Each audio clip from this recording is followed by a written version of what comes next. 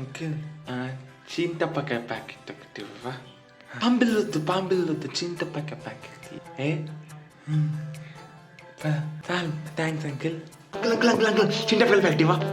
ఇంకేమొద్దు నాకు అన్న. నాకు ఫ్రెండ్స్ కాల్ చేస్తున్నారు అన్న, కాల్ చేయాలి. చింతపకాయ ప్యాకెట్ ఆ చింతపకాయ ప్యాకెట్ తీసుకోవా? అంకుల్ డబ్బులు తీసుకోండి.